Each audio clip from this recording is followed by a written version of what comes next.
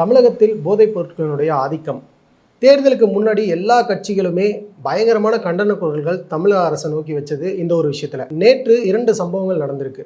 Bus conductor தாக்குறாங்க, சென்னையில போலீசாரை தாக்கியிருக்காங்க போதை ஆசாமிகள். பழைய பாலக்கரை அருகே வந்தபோது 8 பேர் கொண்ட இளைஞர் கும்பல் கஞ்சா போதையில் பஸ்ஸை வழிமறித்து வாக்குவாதம் செய்தனர். பஸ்ஸுக்குள் ஏறி டிரைவர் கண்டக்டரை தாக்கியதால் பயணிகள் அலறியடித்து கீழே இறங்கினர். கஞ்சா போதை தலைக்கேறிய உமாவதி சீருடையில் இருந்த 2 காவலர்களை கற்களால் தாக்கிவிட்டு தப்பியோடினார். காவலர்களையே கஞ்சா வியாபாரி தாக்கிய சம்பவத்தால் அந்த இடமே பரபரப்பாக காட்சியளித்தது. இந்த மாதிரியான விஷயங்கள் எவ்வளவு பெரிய நெருக்கடியை தமிழக அரசுக்கு ஏற்படுத்த போகுது? ஏண்டா டேய், எனக்குன்னே வருவீங்களாடா? ஏன்ட்ட சரசம் பண்றக்கே ஓட்டாப்பே உங்களை பெற்றுறாங்களா? இல்லை, இந்த பழக்கம் கடந்த 5 ஆண்டுகளாகவே எடப்பாடி ஆட்சியின் கடைசி 2 ஆண்டுகள், திராவிட முன்னேற்ற கழகம் வந்த பிறகு அதனோட தொடர்ச்சியாக 3 ஆண்டுகள்லேயே ரொம்ப அதிகமாக, இன்ஃபேக்ட் 21 இந்த கவர்மெண்ட் வந்த பிறகு தான் அது ரொம்ப அதிகமாச்சு நம்மளால் உறுதியாகவே சொல்ல முடியும். ஐயோ, அங்க பார்த்துட்டு அப்படியே நம்மளை பார்க்கறாங்களே, கிரியாளா உடம்பு இரும்பாக்கிக்கடா, உடம்புல ஆரம்பிச்சு வெளுத்து வாங்க போகுது. கடந்த 3 ஆண்டுகளில் இது மிகப்பெரிய பிரச்சனையாகத்தான் உருவெடுத்திருக்கிறது. எவ்வளவு சொன்னாலும் அரசாங்கங்களோட காதுகள் அது ஒலித்ததா தெரியல. எதுக்கு அசைய மாட்டியா? இனி உன் காதுக்குள்ள அணுகுண்டத்தான தூக்கி போடணும். ஆனால் அவங்க என்ன சொல்லுவாங்க, நாங்கள் கஞ்சா ஆப்ரேஷன் கஞ்சா 1, 2, 3, 4 வரைக்கும் 100 வரைக்கும் எவ்வளோ நம்பர் இருக்கோ அவ்வளோ நம்பர் வரைக்கும் அவங்க சொல்லுவாங்க நாங்கள் பண்ணோன்னு. நீ கிண்டல் பண்ற. இது கிண்டல் இல்ல மாப்பிள, நக்கல். குறிப்பாக கடந்த 3 ஆண்டுகளில் தமிழகத்தை பொறுத்தவரையில் கிராமங்கள் வரையில் இந்த போதைப்பொருள் விநியோகம் பழக்கம் பரவிவிட்டது என்பதுதான் வேதனையான உண்மை. இது சொன்னால் அவங்களுக்கு கோபம் வரும். திமுகவுக்கும் திமுகவோட ஆதரவாளர்களுக்கும் ரொம்ப டீசெண்டாக சொல்கிறதுனா உண்மை சுடும். இதுதான் உண்மை, இதுதான் இன்றைய கலை யதார்த்தம். உண்மையை சொல்லலாமாடா? நம்ம எல்லாம் யாரு? அரசியல்வாதிங்க. நம்ம யோக்கியது என்ன, அந்தஸ்து என்ன, கௌரவம் என்ன, படிப்பு என்ன? நம்ம உண்மை பேசலாமா? எங்கேயோ பெரிய தப்பு நடக்குது, அதை அரசாங்கத்தால் கட்டுப்படுத்த முடியல என்பதுதான் உண்மை. எந்த பயனும் இல்லை.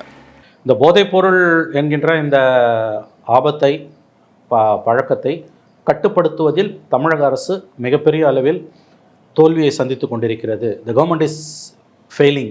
The government has failed, rather failed or failing in its efforts to control the drug menace என்றதான் வருத்தப்பட வேண்டிய உண்மை. என்ன பாக்குற? துப்புறானேனா? உன்ன மூஞ்சில வேற யாரும் துப்ப கூடாது பாரு. அத நான் துப்புறேன். தோத்துக்கிட்டே இருக்கேடா. மக்கள் கிட்ட ஒரு விதமான சலிப்பு உணர்வு ஏற்பட்டுரும்ல சார். போலீசார் மீதும் தமிழக அரசு மீதும் நம்பகத்தன்மை அப்படிங்கிற ஒன்று கொஞ்சம் கொஞ்சமாக குறைஞ்சிருமே. அது உண்மை, குறைஞ்சிக்கிட்டே தான் இருக்குது.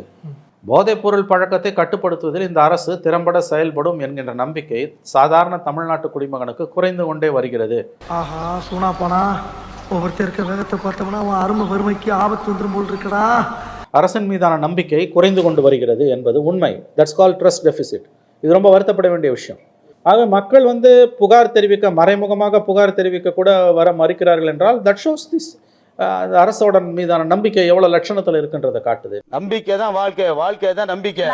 நம்பிக்கை தான் நம்பி விட்டுருந்தேன் எல்லாத்தையும். கிராமங்கள்ல சாதாரண ஒரு ஏழ்மையான வீட்டிலிருந்து பள்ளிக்கு செல்லக்கூடிய குழந்தைகள்ல தொடங்கி அங்க இருக்கக்கூடிய இளைஞர்கள் அனைவருமே இந்த போதைப் பொருளுக்கு ரொம்பவே அடிமையானதை பார்க்க முடியுது இந்த காலகட்டத்துல.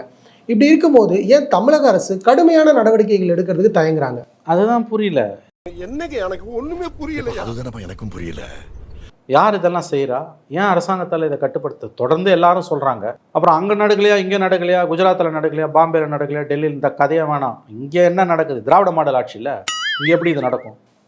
சொன்னால் கோபம் வருது அவங்களுக்கு, பொத்துக்கிட்டு வருது. சத்தியமாக சொல்கிறேங்க, வயிறெறிஞ்சு சொல்கிறேன், வயிறு எரியுது, சீரியஸாக சொல்கிறேன். நீங்களாம் நல்லா இருக்க மாட்டீங்களா? இந்த அரசின் தோல்வி என்பது போதைப் பொருட்களை கட்டுப்படுத்துவதில் இந்த அரசு, திமுக அரசு மிகப்பெரிய அளவில் தோல்வியை சந்தித்துக் கொண்டிருக்கிறது என்பதுதான் வருத்தப்பட வேண்டிய உண்மை.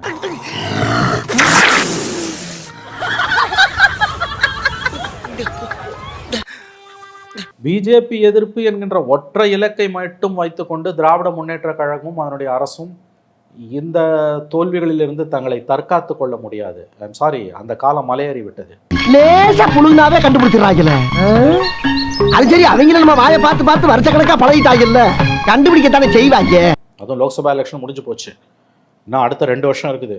அடுத்த 2 வருஷத்துல 26ல் மக்களை சந்தித்து திமுக ஓட்டு கேட்க வேண்டும் என்றால் போதைப் பொருள் பழக்கத்தை இரும்பு கரம் கொண்டு ஒடுக்கி கட்டுப்பாட்டுக்குள் கொண்டு வரவில்லை என்றால் 26ல் திமுகவுக்கு மிகப்பெரியது ஒரு நெருக்கடி காத்திருக்கிறது. தமிழ்நாட்டில் நம்ம கடந்த கால அனுபவங்கள்ல இருந்து பார்க்கும்பொழுது இன்னைக்கு இது ரொம்ப அதிகமாக இருக்கின்றது உண்மை. ரெண்டாவது, நீங்க வந்து ஹை மாரல் கிரவுண்ட் எடுத்து எப்பயுமே பேசுவீங்க. திராவிட மாடல் ஆட்சி இந்தியாவுக்கு நாங்க தான் எடுத்துக்காட்டு. அதனால தான் உங்களை கேள்வி கேட்கிறோம். உண்மையை சொல்லு, நீ சிரிக்கிறியா அழுவுறியா? தெரியலையப்பா. 21 ஆட்சி மாற்றத்துக்கு ஏற்பட்ட பிறகு இந்த பிரச்சனை ஒரு மிகப்பெரிய அளவில் சமூக தீமையா உருவாகி இருக்கின்றது உண்மை. நீங்கள் ஒப்புக்கொள்வீர்கள் என்று நான் நம்புகிறேன். நம்ம கண்ணு முன்னால பார்க்கிறோம்.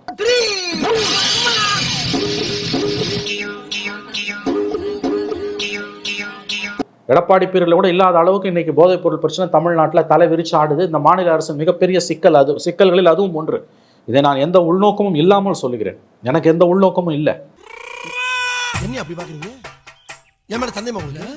மறுபடியும் சொல்லுகிறேன், மோடி எதிர்ப்பு என்கின்ற ஒற்றை இலக்கை வைத்துக்கொண்டு, பாஜக எதிர்ப்பு என்கின்ற ஒற்றை இலக்கை மட்டும் வைத்துக்கொண்டு நீங்கள் இந்த சமூக தீமைகளை கண்டும் காணாமல் விடுவதும், உங்களை எதிர்த்து கேள்வி கேட்பவர்களை முத்திரை குத்தி அவர்களை இழிவுபடுத்துவதும் உங்களை ஒருபோதும் காப்பாற்றாது. என்னடா ரொம்ப பயமுறுத்துறீங்க. அப்படியே இருந்ததுனால நீங்க தான் திராவிட மாடல் அரசு இல்லை. திராவிட மாடல் அரசுக்கு போதைப் பொருள் பழக்கம் அழகு சேர்க்குமா இழுக்கா? நீங்க சொல்லுங்க. கண்டிப்பா இழுக்குதான். அப்புறம் நீங்க ரொம்ப பேசுறீங்கல்ல, இந்தியாவுக்கே நாங்க தான் ஒளி விளக்குன்னு பேசுறீங்கல்ல. அப்ப இப்போ கஞ்சாவை விற்கிறவனை, போதைப் பொருள் விற்கிறவனை, குடிக்க போற போலீஸ்காரனை அடிக்கிறான்னா அது எவ்வளவு வெக்கக்கேடான விஷயம் இல்லையா உங்களுக்கு? பேச்சாடா பேசுன, கொஞ்சம் நெஞ்ச பேச்சா பேசுன. மன்னர் பரம்பரை, மண்ணாங்கட்டி பரம்பரை, நீயே இப்ப மாவு கட்டு பரம்பரை ஆகிட்டாங்க. நீங்க அதிகமா பேசுறீங்க, திராவிட மாடல் ஆட்சின்னு பேசுறீங்க. இந்தியாவுக்கே நாங்க தான் ரோல் மாடல்றீங்க. ரோல் மாடல் கவர்மெண்ட்ல எப்படி இது நடக்கும்? இது அது திராவிடன் மாடல் அரசுல இதுக்கு என்ன ரோல்? போதைப் பொருளுக்குன்னு இவ்வளவுதான் ரோல் இருக்குதா? டிஃபைன் பண்ணிருக்கீங்களா? எரியுதுடி மாலா, ஃபேன் போடு. அதான் எக்ஸ்ட்ரா ஃபேன் வச்சு காத்தடிச்சிட்டு இருக்கமே, பத்தாதா?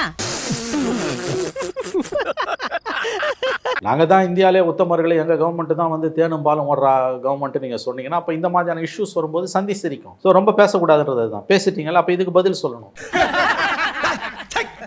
என்ன சிரிப்பு ராஸ்கல், என்ன சின்ன பிள்ளைத்தனமா இருக்கு. இதுல இன்னொரு விஷயம் என்னன்னு கேட்டீங்கன்னா, தமிழ்நாட்டில் செல்வாக்கு மிக்க எல்லா கட்சிகளுமே திமுக கூட்டணியில் இருக்குது. காங்கிரஸ், 2 லெஃப்ட், விசிகா, மதிமுக எல்லாருமே திமுக கூட்டணியில் இருக்க எல்லா கட்சிங்க இருக்குல்ல. இப்போதான் எலெக்ஷன் முடிஞ்சு போச்சுல, அவங்க வந்து இதை உறுதியா இந்த இஷ்யூ கையில் எடுக்கணும். ஸ்டாலின் கோபித்துக் கொள்வார், திமுகவின் மனம் புண்படும்லாம் அப்படிலாம் பார்த்துட்டு நீ விட முடியாது. அவங்க கொடுக்குற 2 சீட்டு 3 சீட்டுக்காக நீங்க மக்கள் நலனை காவு கொடுப்பீங்கன்னா மக்கள் உங்களை காவு கொடுத்துருவாங்க. ஞாபகம் வச்சுக்கோங்க. இல்ல செம்பட்ட, நாங்க ஒன்ன பத்தி தான் பேசிட்டு இருந்தோம். என்ன சொன்னா எல்லாம் கேட்டேன். அவளாச்சு சாப்பிட்டா சொன்னா, நீ ரணகலமா சொல்லி என்ன உசு பெத்தி அளவப்ப, அதுக்கு நாள் இல்ல. திமுக கூட்டணியில் உள்ள கட்சிகள் நிலை வித்வான்களாகவே மாறிவிட்ட இந்த கூட்டணி கட்சிகள் அவங்க இப்ப வாயை திறந்து பேசணும். எல்லாத்துக்கும் ஜால்ரா போட்டுக்கிட்டு இருக்க முடியாதுங்க. நீங்கள் படுதோல்வியை சந்திப்பீர்கள். மக்கள் மன்றத்திலிருந்து முற்றிலுமாக தூக்கி எறியப்படுவீர்கள்.